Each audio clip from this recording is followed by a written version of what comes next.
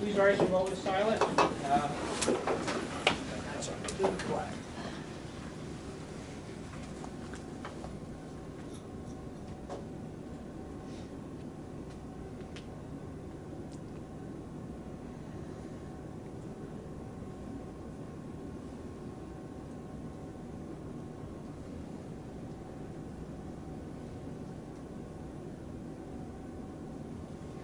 Pledge allegiance to the flag of the United States of America and to the republic for which it stands, one nation, under God, indivisible, with liberty and justice for all.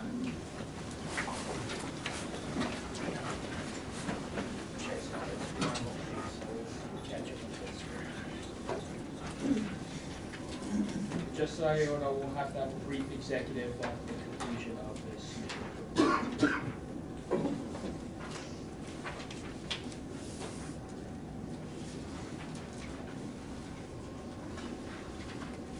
Academic affairs.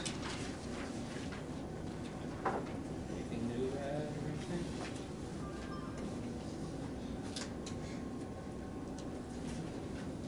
Athletics. We just had the athletic committee meeting, revisited some of the things we spoke about in the past, and are getting some feedback from coaches. And What are your grounds?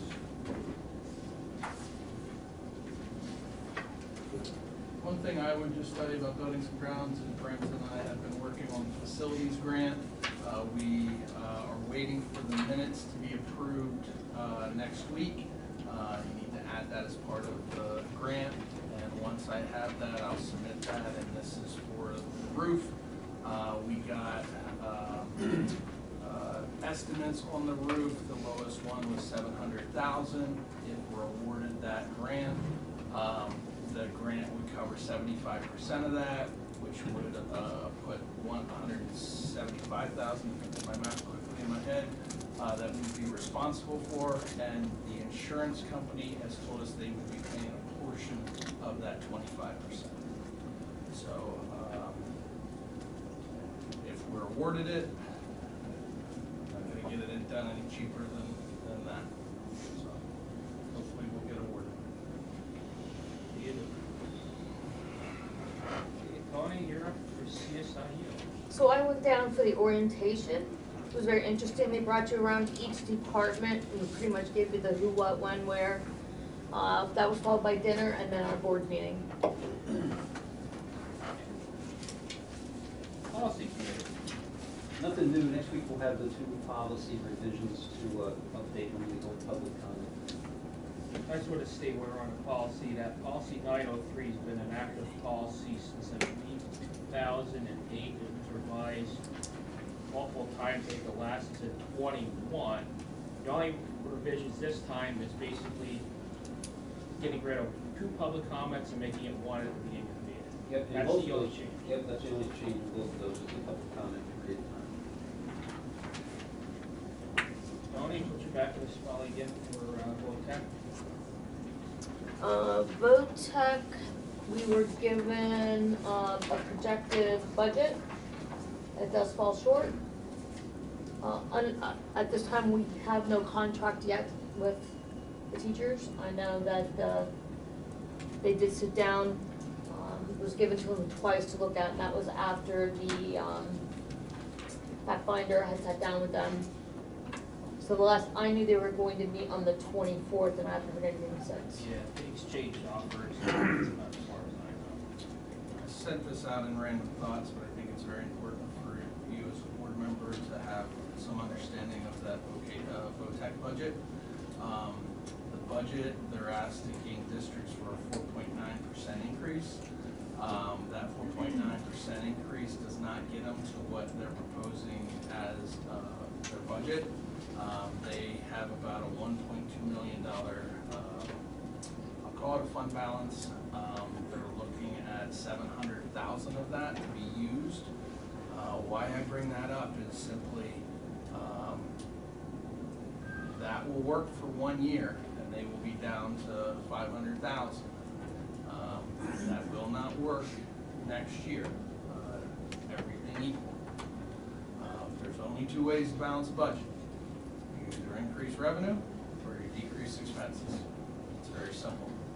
But I just want you to be aware that that budget is $700,000 of that is fund balance use, which will leave them with approximately $500,000.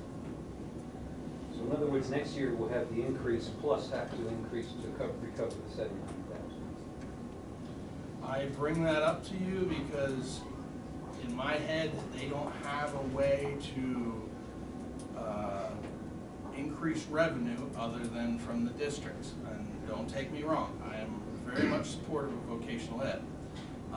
But there is a problem on the horizon that I think I just want everybody to be aware of.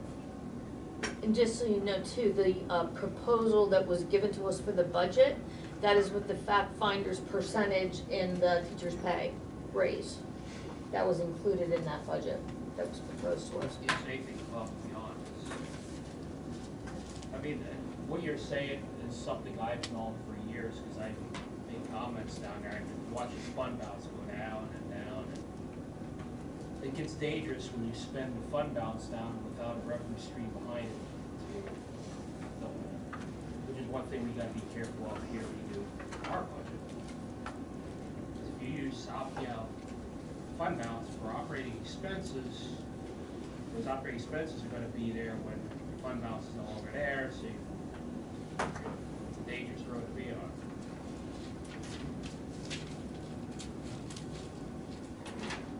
Actually, we're presented with the budget, but we're supposed to be voting on that actually, I believe, this month down there to send it back.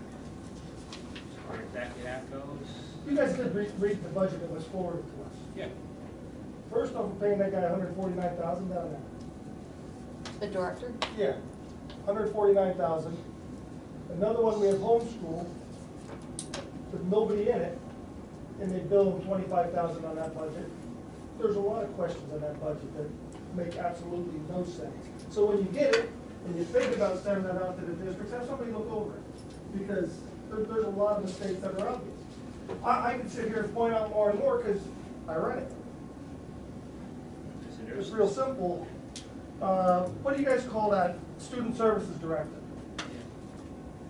You know, I read their posting too. They have Student Services Director, Special Ed posting out there right now. They want to pay $80,000 in their budget for Student Services Director, and $129,000 for the Special Ed Director. Well, that's one position. Why are you adding in that budget two of those numbers? There's so much in that it makes no sense at all. So I would say no to that if I were you guys, or at least with the budget over, because it jumped right out at May. One of the things that stuck to me is what's it, 4.7 overall, but ours is about 7.5, because that 4.7 gets spread over the sending districts by, it's like a weighted enrollment per district. It's a 4-year rolling average. So some of the districts go down, some go up a little bit, some go up a lot. We have the highest enrollment, so we're at the highest increase. Just to give you the background on it.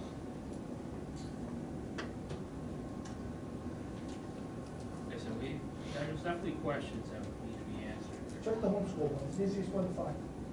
There, well, I mean, they have to be in shops, a certain number of hours. To get Yeah. the certificate at the end, homeschool. With no instructor. 25 grand. that's an issue at a trade school, no doubt about it. Well, that's the one that she just resigned? That's the teacher? No, it's a listing on the budget. But I mean, is that the one he's speaking about, the special The ed? special ed student services, that's the one that just resigned. No, that's not the one I'm talking about. I'm talking about homeschool. That's a whole nother page in that budget. You have special student services section, and you have a special ed director section. That was 2 sections. And you have a homeschool page, it's like page 9 or 15. I'll look at it, thank you. Yeah, I can ask questions too, and follow up with you guys on that. And what we could also do is after it gets approved, we can have them come here for a presentation in years past. I mean, that's, as far as I'm concerned, that's the will of the board. If you want it, I'll come, if you don't, then. And Site Logic gave us an update too while we were there. It was before I came here, that meeting, you weren't there, I don't believe, when Site Logic, were you there?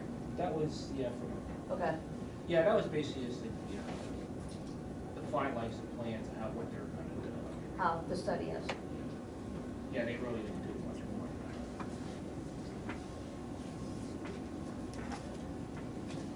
Is there questions? Okay, we're on to the regular agenda.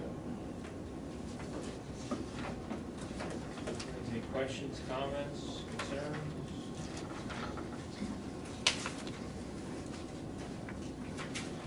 Think anything between now and next week, can ask for next week also?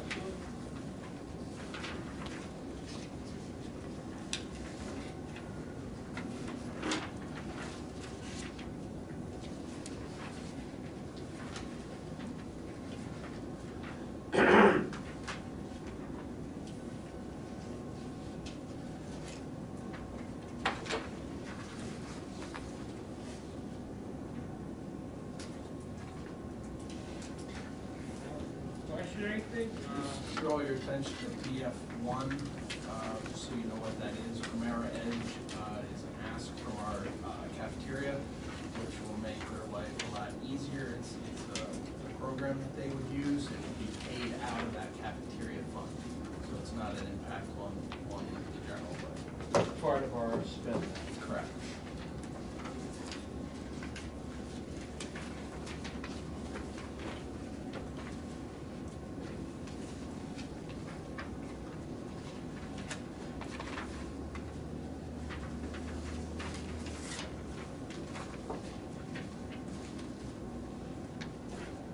So any orders, any comments?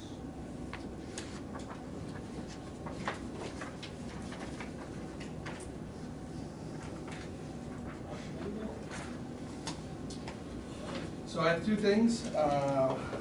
First, you have this sheet in front of you. We looked at this, I believe, last month.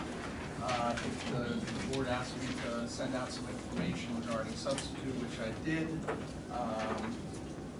Bringing this back around, you can see on the spreadsheet that actually if you went with a service for day-to-day and exclusive subs, building subs, it would be cheaper than what we are currently paying, simply because you're not paying a piece's cost when you go this route. Retirees, it would cost more. I think I said this already, that I would keep, if you wanted to pursue such, ESS provided the cheapest option. But what I would say is keep our retirees in-house, move everything else to a substitute service. Now, with that being said, understand I'm not saying your total spend will be cheaper. You would go this route to address the lack of subs, and they may be able to find more subs than we do. But the cost per day in those two categories would be cheaper. We struggle, every building struggles with a lack of substitutes. I think we have to try something. So I'm bringing this back around because if we're going to do something with this, I would like to work through contract and things like that and get board approved so that we can have something in place this upcoming year. Discussion.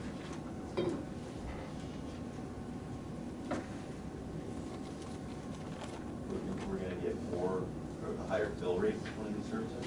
So our fill rate is dismal. So we have a fill rate of probably 20% or less. If you think of this as you're gonna get an 80 or 90% fill rate, you are not. But we would take any increase in fill rate. I think all of these companies do a better job going out here and recruiting substitutes than school districts.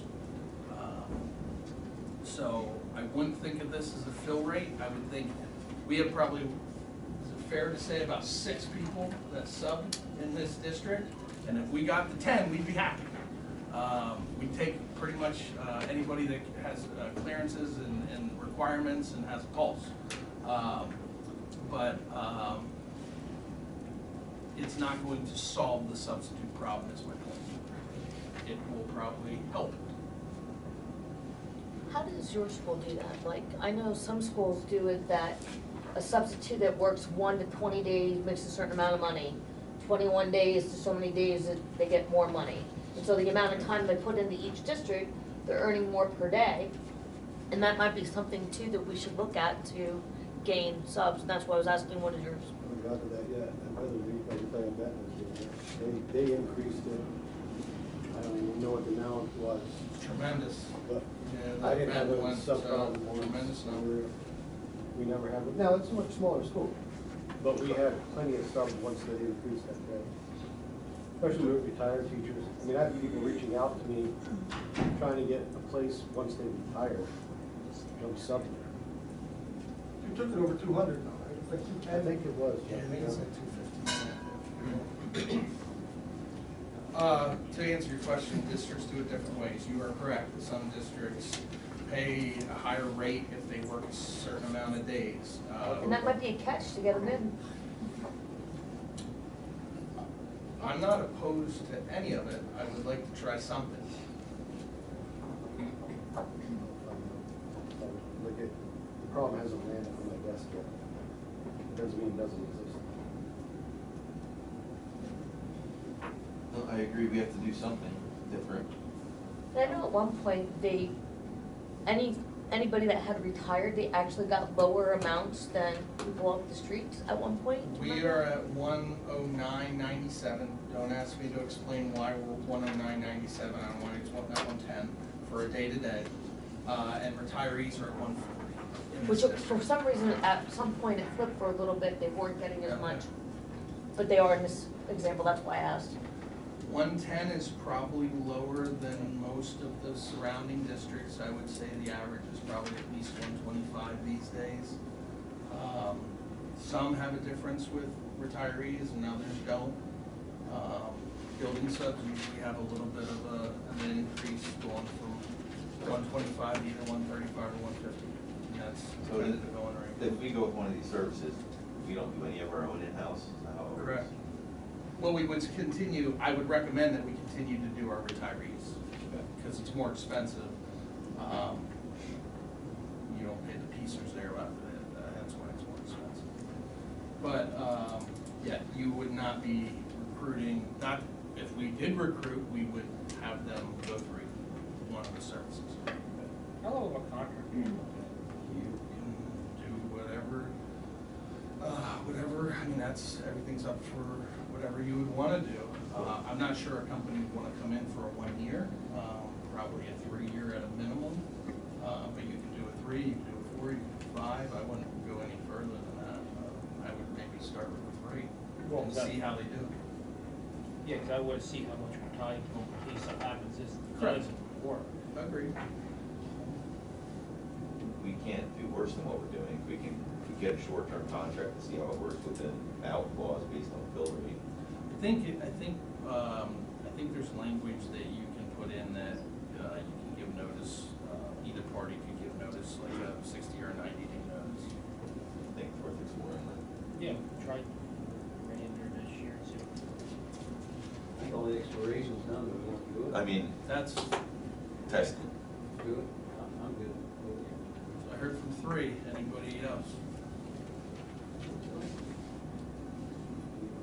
Yeah, give it a try. Okay, I'll have it on April. I'm gonna move this way, just so that you're. So, I will tell you, this presentation tonight is going to be informational. It's gonna look at some of your historic data as far as how the budget, has been done here for many years.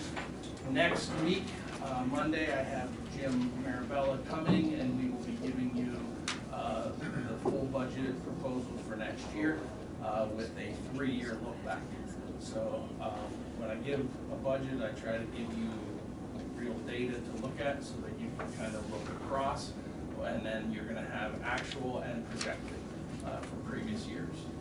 So what I thought I'd start with is just something very basic, and when you look at the school district, where does the money go? Well, in most school districts, anywhere from 75 to 90% of your total spend is instruction and staff. So that covers salary, benefits, training, all of those things. Operation and support makes up about 10 to 15%, and I know that if you add up all these numbers, they'll be slightly different. This is just a range. Capital outlay is 5 to 10%, and then debt service and interest make up about 2 to 3%. Where does the money come from? This varies from school district to school district, but state government makes up about 45%, local is about 45%, and federal is somewhere between 50%. What are key takeaways as far as big ticket costs? Well, benefits continue to rise. We have a not to exceed for our insurance at a 7.8% increase this coming year. Pensions, I'm sure all of you have seen that PCERS number, and over the past many years, it just continues to increase year after year after year, and it is for every $1 we give to an employee, we're sending approximately 35 cents or more to the state. Outside cyber costs, and I'll show you those in a little bit here. Costs and enrollment continue to grow across our state, and inflation costs, everything has gone up. So from electric to gasoline, whatever you want to talk about, we all are well aware that inflation has gone up drastically over the last couple of years. So I'm not going to read this to you, but what I put on the board shows you a breakdown of cyber enrollment. This is outside cyber. This is not Berwick cyber. So this is students that go to an outside cyber. It shows you the regular ed number and the special ed number by year, and then total number of students. And as you can see, back in 1920, there was a total of 83 kids. Last year, you had 193 kids that are going to outside cyber. And I will place this presentation on our website, and I can also send this out to you as a board, so you don't need to copy numbers down. I'll send it right out to you. Here is your spend from 1819 to current. And as you can see, back there in 2021, we saw a large increase across the state. That was the COVID years. It went down and now continues to rise. Last year, you spent, the district spent about $2.4 million in outside cyber costs. This year, it's budgeted 2.3, but we, year to date, have already spent 1.3. So you're looking at 2.6 to 2.7 million this year, which is over budget. I'll shift now to real estate tax. These are your assessed value. And what I just want to show you here is from year to year. Some years it will increase, depending on what's going on. Some years it will decrease. Again, I'll send this out so you, this is just for illustration purposes, but it shows you the assessed values from across our district. This is our real estate tax collection percentage. Last year it was 97.58%. You can see that that is actually a very good percentage if you look based on where you were back in 2017. The important thing to note here is that, now this does not include delinquents, so delinquents is a total different discussion, but 1%, so if we collect 96.58% this year versus the 97 last year, 1% collection amounts to 177,000 and change, almost 178,000. So I want you to understand what 1% means. This is a really interesting thing when I dove into the district. And what I found was from 2015 to 2024, and I'm not criticizing, so please, I'm just showing you what happened here, is that you budgeted more on real estate on your revenue side than what you actually collected. So that red number on the side is what you were in the hole based on your budget, because you budgeted more than what you actually collected. I don't know why that was. I'm not. It's just data. It is what it is. I did have some conversation with Jim about this topic, and he said when they came in, they reworked how the district was calculating that. So you can see last year, 2015, you want to budget conservatively so that you're not overestimating your revenue. So you want to budget, conservatively so that you don't run into what the district ran into over there. That is a very easy way to run your fund balance down. So we're multi-county, which you know. Multi-county gets a little confusing. Up at the top is what the millage rates are by county. Back in January, we passed the resolution that we would not raise more than 4.8%. 4.8% is the index. And what I have below the 4.8 there is, this is what 1% tax increase means to the district. This is what 2%, 3%, 4%, up to 4.8%. Did not go higher than 4.8% because you can't raise based on that resolution. You can't raise higher than that. But that's the amount of dollars that tax increase would make. I am not promoting for or against the tax increase. I'm simply showing you what those numbers mean. This is the real estate tax history in this district. Now the numbers that are on the board here, they might be slightly off. So you might say, well, back in 2025, we raised 3.5%. This is just what it came out to after collection. So if you look at 2015, you have multiple zeros of no tax increase for many years, and actually in 2018 there was a decrease of 4.3% that was given back to the taxpayer. From 2021 to 2025, there has been some type of increase each year. I think it's important to notice here that over the last 10 years, the district has raised tax on average, when you take an average of all of those numbers, 1.41% over the last 10 years. These, when I showed you your assessed value, this is what the dollars mean as far as, or no, I'm sorry, I'm going too far. This is earned income tax. So these are the dollars that are collected here on earned income tax. And it shows you from 2017 to 2015, and then current, the year to date is to be announced. Governor's budget, I think this is an important topic for us as we go into talking about the budget next week. The state has given historic increases the last couple years. The district has benefited from those. This current year, we've gotten 1.1 million from the state. I think the year before it was 1.3. The last 4 to 5 years have been historic. The governor's proposal is less than what it has been in the past. It's slightly under $1 million of what his proposed budget means for Berwick. So if you look at the far column, and I know maybe you don't, one of these lines is basic ed and special ed and then ready to learn. The ready to learn is where they've been dumping the majority of the increases based on the PARS lawsuit that existed out there for rural school districts.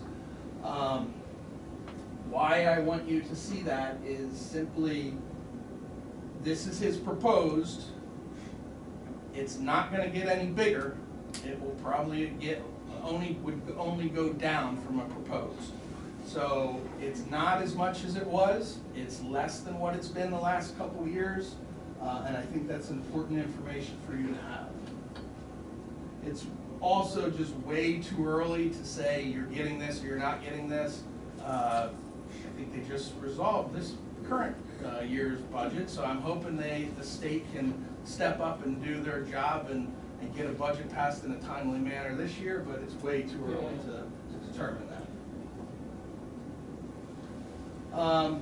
This slide I have up here, and I'm not going to read the whole thing to you, but I've talked since I've gotten here that I want to work really hard to get this district from being a reactive district to a proactive district. Next week, I think you'll see that we have a lot of work to do, and we'll probably have some long discussion on where we sit revenue and expenses next week. But down the road, it's not going to happen overnight. I'd like to get us in a position where we can make investments in all aspects of Berwick. And I think that includes facilities, equipment, repairs, vehicles, whatever you want to say. We are not going to be there next year. This is going to take some time, and next week we'll talk where we currently sit, and you'll see we have a lot of work to do. Upcoming potential capital projects, I just have 4 things listed. 3 of them we've discussed, 1 we really haven't at all if needed. Berwick tennis courts, if we do anything with that, or would we do that this summer? Certainly not looking for any discussion tonight. I think what you need to see is the budget next week before we have any discussion on these topics. But these are things that need to be done. Hopefully, East Berwick's elementary roof will get done through the facilities grant. And we've already discussed Berger Stadium and the need to do some things out there as well. When I first got here, it wasn't this board because there's no members, but some of the discussion was East Berwick and would there need to be an expansion down the road. That's why I have that one there if needed. These are other needs, and I'll send this out to you. You can look at these. These are not things that are built into the budget, but these are all things that I think need to be done across the district at some point, some sooner than later, but all of them have a pretty big ticket price. So when I talked about that slide moving to a proactive district, I hope in the future years, we will be able to accomplish some of the things that we'd like to do and be proactive versus just reactive, fixing things when they're broken.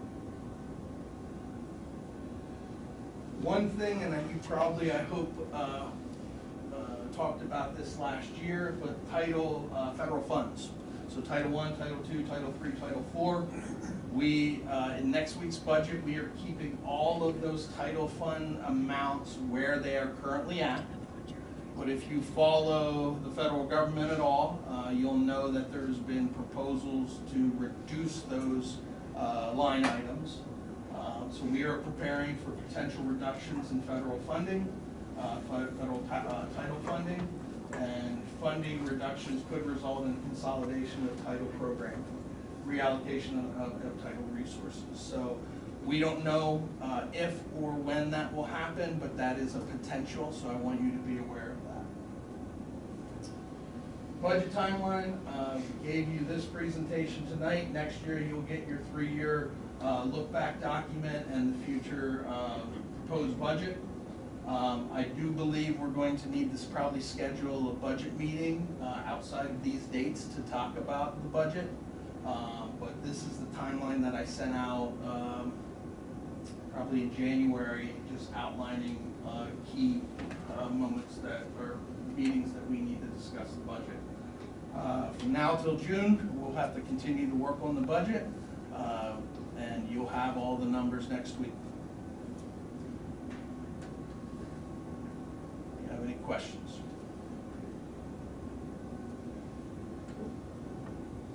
All right.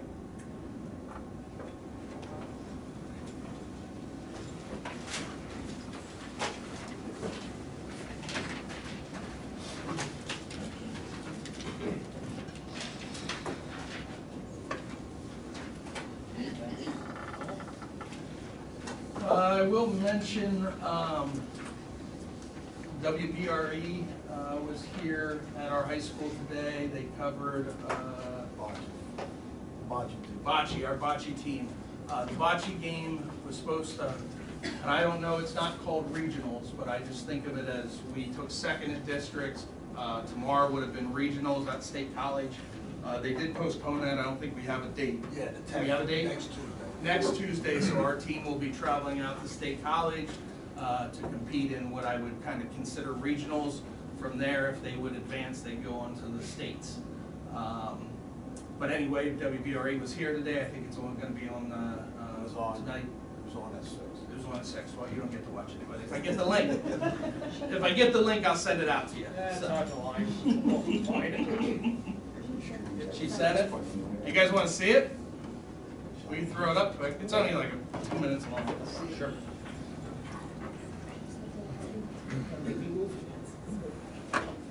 We just did that. So you had to move it.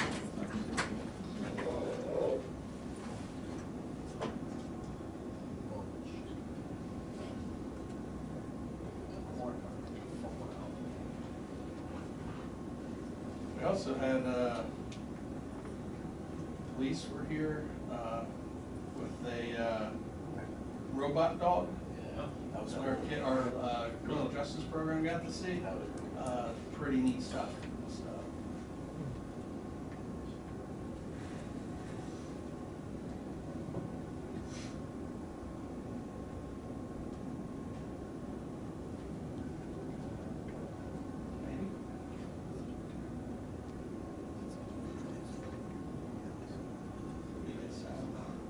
Car for you.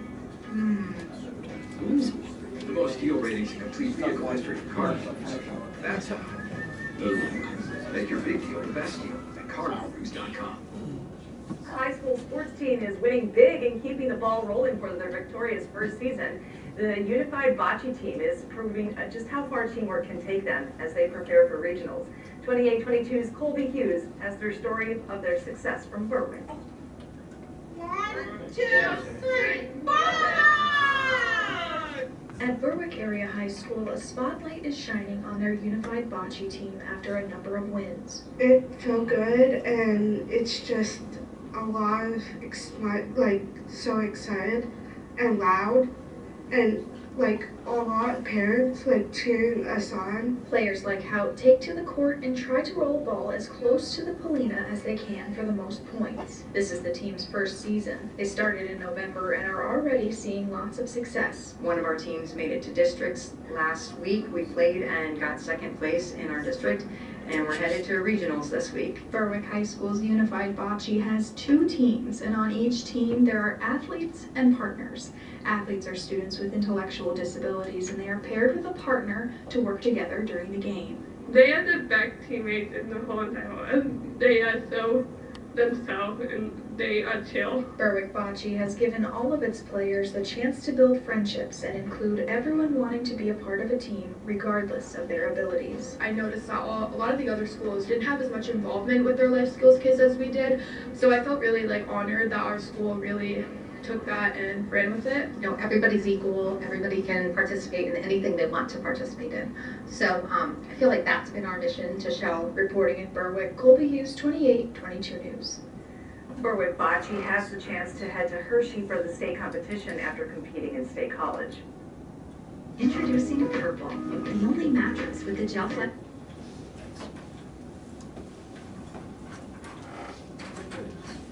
Very good to see.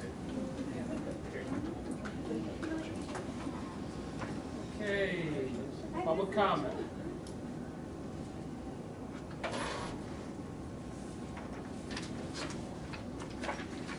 For motion to adjourn? Second. Fair enough.